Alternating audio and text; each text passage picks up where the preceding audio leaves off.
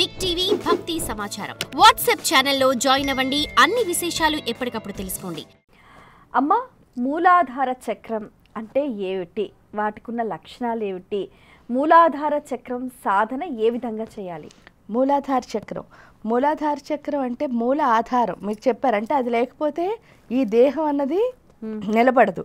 ఎందుకు అని అంటే ఆ చక్రం ఎక్కడుంటుంది నిజంగా చెప్తే వెన్నుపూసకి కింది భాగంలో. అది ఎలా ఉంటుంది అంటే దాన్ని ప్రొటెక్ట్ చేస్తాం. అంటే మొత్తం శరీరం అంతా ఏది మోస్తుంది?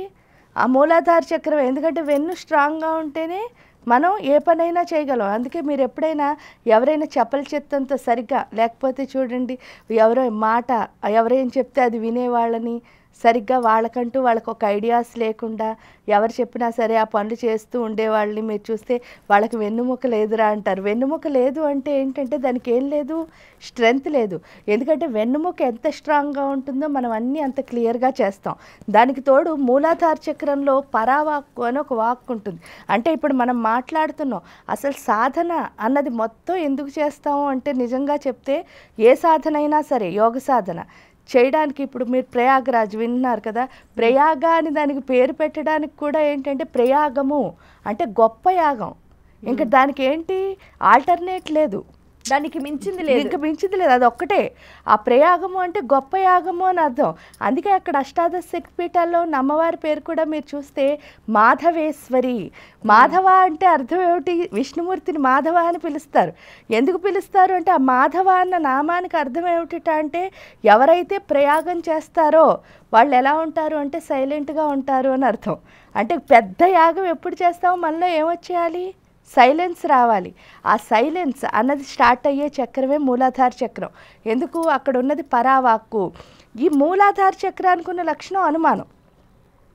మనకి ఎన్ని అనుమానాలు ఉంటాయో ఏమవుతుంది, మన అనుమానాలనే ఏం చేస్తున్నాం, వేరే వాళ్ళని అడుగుతాం అనమాట. అనుమానం ఇక్కడ రెండు ఉంటాయి. క్వశ్చన్ వచ్చింది అనుకోండి మనం బాగుపడతాం.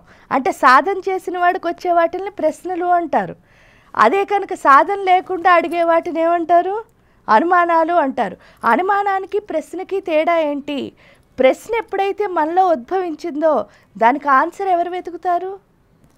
అంటే క్వశ్చన్ ఎక్కడుందో ఆన్సర్ అక్కడే ఉందంటారు. అంటే మూలాధారంలో నిజంగా క్వశ్చన్ వస్తే ఆన్సర్ ఎక్కడ వెతకాలి? అక్కడే, మూలాధార చక్రంలో. మనం ఎప్పుడైతే బయట ప్రపంచంతో నా ప్రశ్న ఇది అని పంచుకున్నామో అది ప్రశ్న కాదు, అనుమానం. అది ఫస్ట్ మనం అర్థం చేసుకోవాల్సిన విషయం. అది పోగొట్టుకోవాలి అంటే మనకి గణపతి.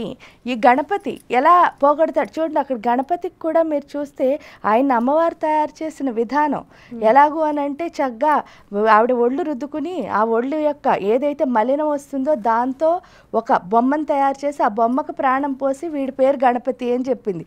అంటే ఫిజికల్ బాడీ మూలాధార చక్రం యాక్టివేట్ అయితే ఫిజికల్ బాడీకి సంబంధించిన ప్రాబ్లమ్స్ అన్నీ సాల్వ్ అవుతాయి. ఫిజికల్ బాడీకి అసలు ప్రాబ్లమ్స్ ఎందుకు వస్తాయి అని అంటే ఈ తోకోవడంలో అర్థం ఏమిటి అంటే దీనికి ఉన్న ప్రాబ్లం ఒకటి. అదేమిటి అంటే నేను అని ఒకడు పట్టుకున్నాడు బాగా ఈ మామూలు స్థూల శరీరానికి. ఎప్పుడైతే నేను అన్నవాడు పట్టుకున్నాడో ఈ పట్టుకున్నవాడు ఏం చేస్తాడు అంటే బుర్ర నిండా ఒక ఆలోచనని నింపుతాడు. ఆ ఆలోచన ఏమిటి అంటే నాకు అన్నీ తెలుసని. ఎప్పుడు మనకు అన్నీ తెలుసో మనం ఏమైనా నేర్చుకుంటామా?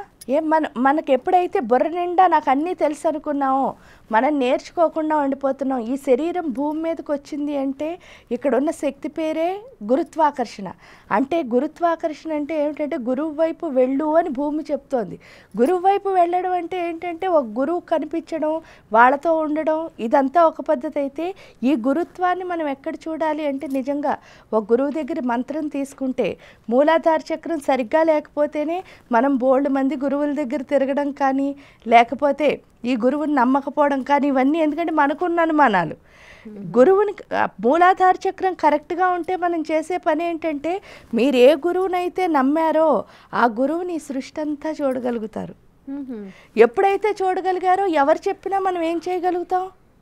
వాళ్ళు చెప్పింది సంగ్రహించి మన లోపల ఏమున్నాయో ఫాల్ట్స్ రెక్టిఫై చేసుకుంటాం. అది ఏంటి అంటే గణపతి మనకి ఎలా చెప్తాడు అంటే మరి ఆయన నలుగుపిండితోనే తయారయ్యాడు.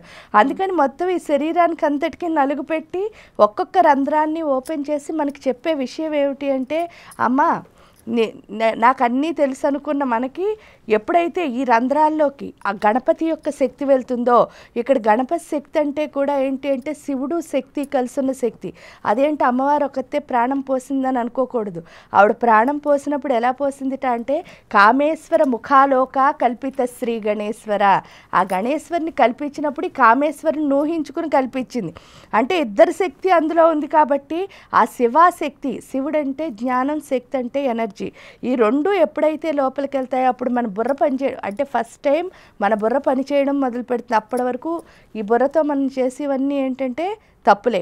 అప్పుడు ఏ బుర్ర పనిచేస్తుంది అంటే ఎప్పటి వరకు మెదడు అంటే ఎక్కడుంది అనుకున్నాను, మెదడు అంటే అక్కడ లేదు, ఎక్కడుంది హృదయంలో ఉంది అని తెలుస్తుంది. అంటే ఇక్కడి నుంచి ఏ ఆలోచన వస్తుందో అదే ఎప్పుడు రైటు, ఇక్కడి నుంచి వచ్చిన ఆలోచన ఎప్పుడు రైట్ కాదు, తప్పు. అది ఎప్పుడు అర్థమైందో వెంటనే అంటే ఈ సృష్టిలో ఉన్న ప్రతి దాంట్లోంచి నేర్చుకోవడం మొదలు పెడతాం. ఎప్పుడైతే లెర్నింగ్ స్కిల్స్ అన్నవి రావడం మొదలు పెట్టాయో ఇంక మనకున్న అనుమానాలన్నీ ఏమైపోతాయి, పూర్తిగా పోతాయి. అందుకే గణపతికి ఇటుపక్క అటుపక్క ఉన్న భార్యల పేర్లు కూడా మీకు చెప్తే బుద్ధి సిద్ధి అంటారు. బుద్ధి సిద్ధి అంటే ఏమిటంటే బుద్ధి, ఎందుకంటే అంతకుముందు లేదు కదా, నాకు అన్నీ తెలుసు అనుకుని ఎవరొచ్చి ఏం చెప్పినా సరే నాకు తెలుసులే వీళ్ళ దగ్గర వినేదేమిటి అని అనుకుంటున్న మనకు కాస్త ప్రతి దాంట్లోంచి నేను ఇక్కడికి వచ్చింది ఎందుకు అంటే నేర్చుకోవడానికే.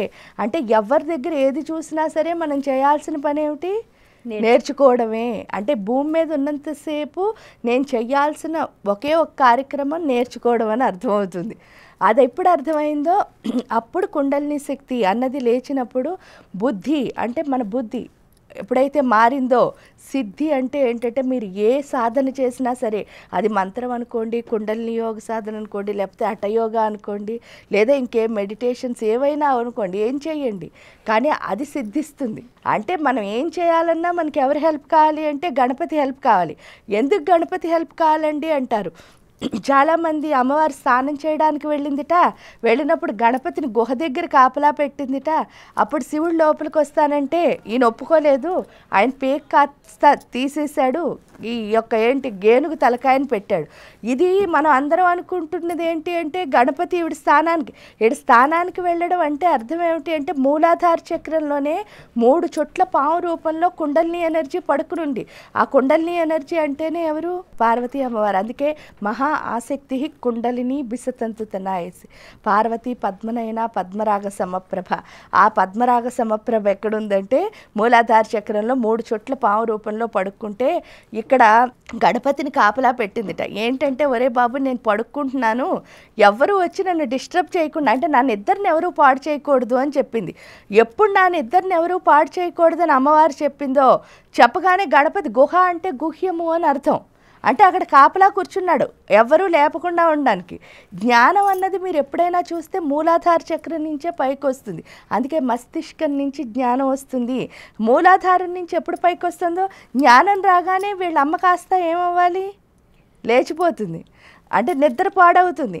అందుకని వీడు ఏం చేశాడు, శివుణ్ణి లోపలికి రావద్దు అని చెప్పాడు.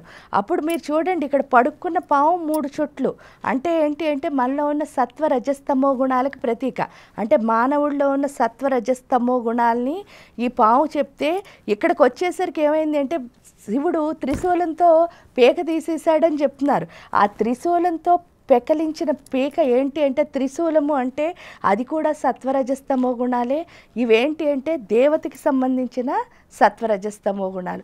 అక్కడ పెట్టిన తలకాయ కూడా ఏనుగు తలకాయ. ఏనుగు అంటే ఏమిటి అంటే మీరు చూసినప్పుడు ఏనుగుని మీరు వెంటే మదపటేనుగు అని పిలుస్తారు.